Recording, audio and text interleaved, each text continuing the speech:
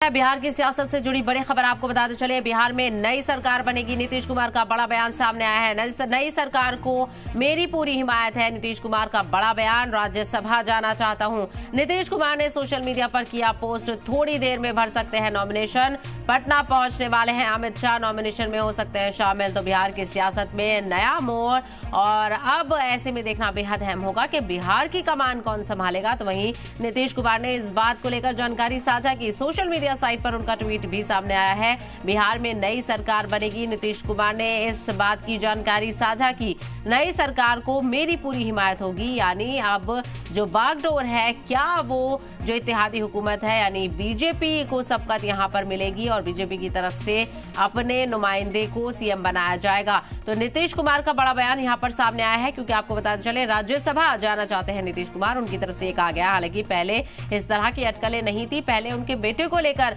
चर्चाएं थी कि नीतीश कुमार के बेटे को राज्यसभा भेजा जा सकता है, लेकिन अब खबर ये अंदर खाने से सामने आ रही थी कि नीतीश कुमार राज्यसभा जाएंगे, जिसकी तस्दीक नीतीश कुमार ने खुद कर दी है। बताते चले कि नीतीश कुमार ने सोशल मीडिया पर इस हवाले से पोस्ट किया है और थोड़ी ही देर में नॉमिनेशन भी शुरू होगा, थोड़ी देर में पर्चा भी भर सकते हैं नीतीश कुमार। पटना पहुंचने वाले हैं अमित शाह, नॉमिनेशन में उनके हमरा शामिल होंगे। तो बिहार की सियासत में एक नया मोड़ देखने को मिल रहा है। और बताते चले कि बिहार में अब क्या बीजेपी का सीएम होगा, क्योंकि जो नीतीश कुमार है वो जेडीयू के क़यादत करते हैं और कोalition वाली गवर्नमेंट है, और जिस तरह से जो अजीम इत्तेहाद के साथ यानी अजीम एक बहुमत लाकर यहाँ पर सरकार बनाई गई थी, अब यहाँ पर एक नई हलचल देखने को मिल रही है। जो एनडीए की सरकार है उसमें अब बिहार में जो कमान है वो कोई और संभालेगा। तो नीतीश कुमार, नई सरकार को मेरी पूरी हिमायत है। और अगली खबर आपको बताते चले, बिहार में बीजेपी का सीएम बनना तय है। बड़ी खबर आपको बताते चले, बिहार सियासत से जुड़ी हुई सीएम की रेस में सम्राट चौधरी का नाम सबसे आगे चल रहा है। विजय सिन्हा, मंगल पांडे का नाम भी सबसे आगे है। बताते चले कि बिहार की सियासत में नया मोड़, बिहार में अब बीजेपी का सीएम बनना तय है, क्योंकि नीतीश कुमार के राज्यसभा जाने की जो खबर है वो पुख्ता हो गई है। और नीतीश कुमार ने भी खुद कहा है कि नई सरकार बनेगी और नई सरकार को मेरी पूरी हिमायत है।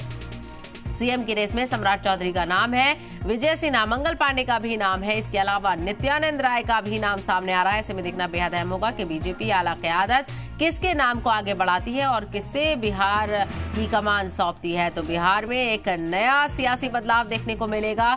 लंबे अरसे से नीतीश कुमार ही सीएम रहे हैं और जब एनडीए की हुकूमत रही है तो नीतीश कुमार को ही हिमायत दी है, लेकिन अब इसमें नया मोड़ आ रहा है, क्योंकि नीतीश कुमार को राज्यसभा भेजने की तैयारी है। और इसी को लेकर और ज्यादा जानकारी हासिल करते हैं, हमारे नुमाइंदा सुमंत कुमार इस वक्त हमारे साथ जुड़ गए हैं। सुमंत, क्या कुछ चल रहा है बिहार की सियासत में, अलग अलग मोड़ देखने को मिल रहे हैं? बिल्कुल, देखिए बिहार की सियासत में इस वक्त बहुत कुछ चल रहा है। अब से तकरीबन 1 घंटे के भीतर केंद्रीय गृह मंत्री अमित शाह भी बिहार पहुंचने वाले हैं। बीजेपी के राष्ट्रीय अध्यक्ष नितिन नवीन जब राज्यसभा के लिए अपना नामांकन करेंगे उस वक्त वो मौजूद रहेंगे। लेकिन इन सबके बीच जो सबसे ज्यादा हलचल या यूं कहे कि सियासी हलचल है वो जनता दल यूनाइटेड के खेमे में है, क्योंकि कल रात से ही यह खबर पटना से छनकर ये आने लगी थी कि नीतीश कुमार आपके पास मैं लौटती हूँ। सुमंत, आरजेडी के स्पोक्स पर्सन क्या कुछ कह रहे हैं वो भी सुनिए।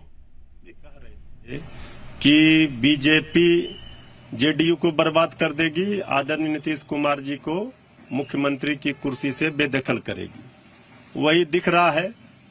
अब तो जेडीयू के अंदर जो लोग हैं, अब उसमें बहुत सारे हैं जो बीजेपी से भी मिले हैं, बहुत सारे हैं जो चाहते हैं कि नहीं नीतीश जी रहे। अब तो देखना होगा कि कुछ घंटे में या यूं कहें कुछ मिनटों में ये पता चल जाएगा कि अंतिम फैसला क्या होता है। लेकिन ये बहुत बड़ा राजनीतिक अपहरण इतिहास में कहा जाएगा कि जिस तरह से आदरणीय नीतीश कुमार जी को हटाने का, कुर्सी से बेदखल करने का प्लान बीजेपी ने तैयार किया, ये कभी भी लोकतंत्र के लिए ठीक नहीं है।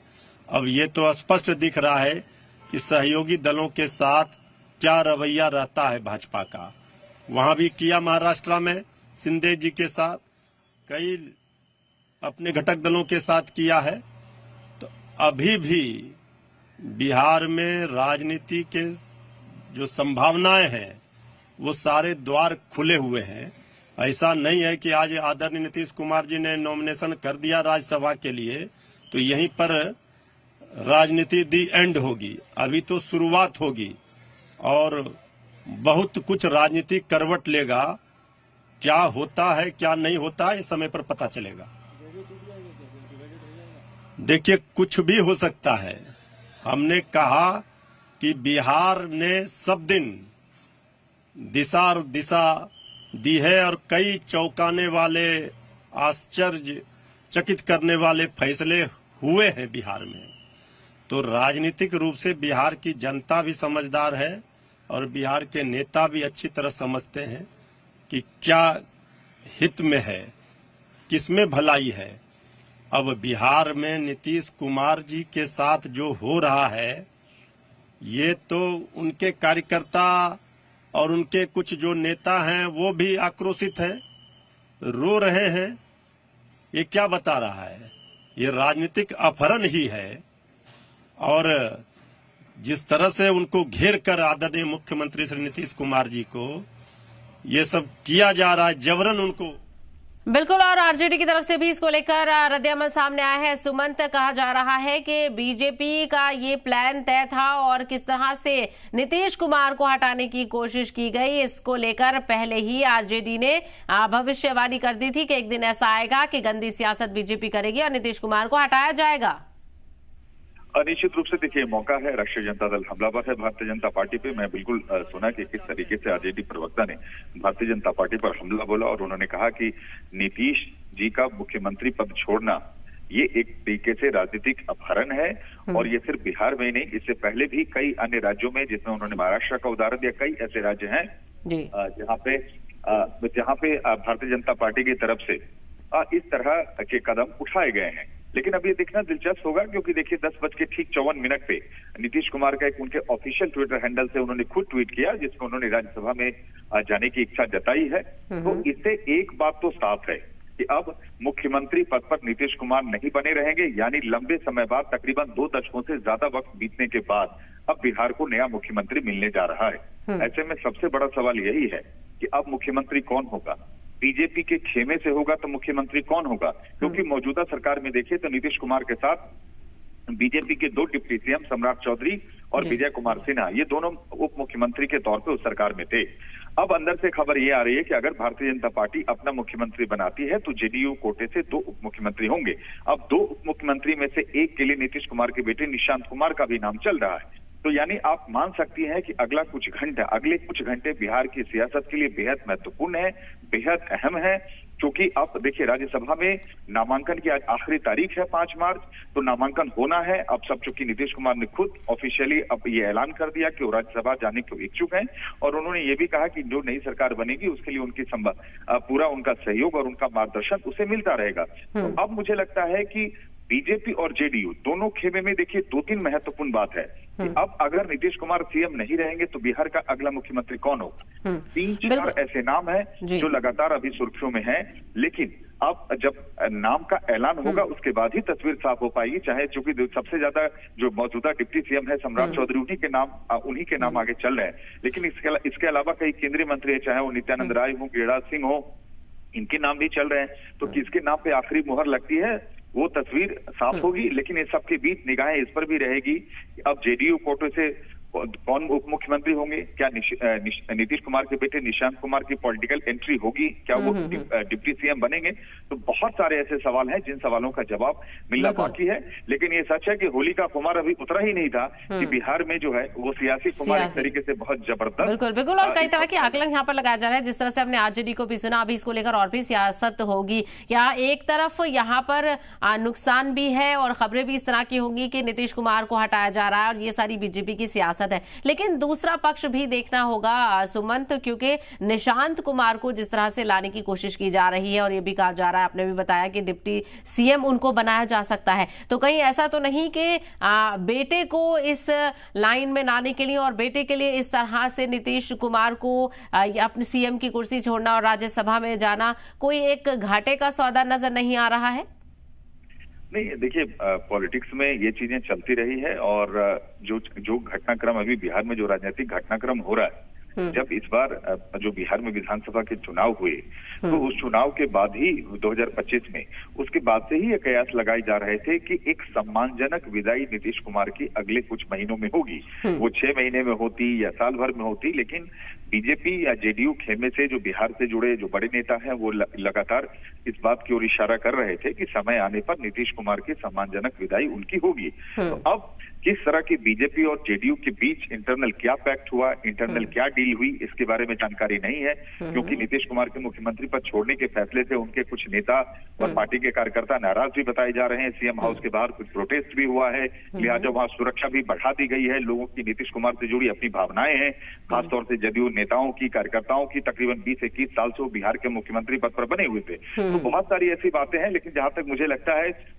अगर आप पिछले कुछ दिनों में देखें तो उनके जो मानसिक सेहत है उसको लेकर भी सवाल उठाए गए, क्योंकि कई बार ऐसा हुआ कि सार्वजनिक कार्यक्रम में उन्होंने कुछ ऐसी हरकतें की जो बतौर मुख्यमंत्री वो शोभा नहीं देती रही है। लिहाजा कई बार विपक्ष की तरफ से या अन्य दलों की तरफ से भी ये सवाल उठाते रहे कि नीतीश कुमार की मानसिक हालत अच्छी नहीं है, लेकिन उसके बावजूद वो सीएम पद पर बने रहे। लेकिन अब इस तरह से खुद उन्होंने ऐलान कर दिया, उससे देखिए एक बात तो साफ है कि वो राज्यसभा नामांकन दाखिल करने जा रहे हैं और 2 दशक से वक्त बाद बिहार को नया मुख्यमंत्री मिलने जा रहा है। बिल्कुल यकीनी तौर पर इसको लेकर चर्चाएं अरूज पर हैं और खासा सियासत भी इसको लेकर देखने को मिलेगी, अलग अलग बयान भी देखने को मिलेंगे। लेकिन बताया जा रहा है कि अमित शाह भी वहां पर पहुंचेंगे, लेकिन नया सीएम कौन होगा ये भी चर्चा का मौजू बना हुआ है। और सुमंत, कई नाम चल रहे हैं चर्चा में, आपने जिस तरह से डिप्टी सीएम का नाम लिया, इसके अलावा मंगल पांडे और नित्यानंद राय के नाम को लेकर क्या चर्चाएं हैं?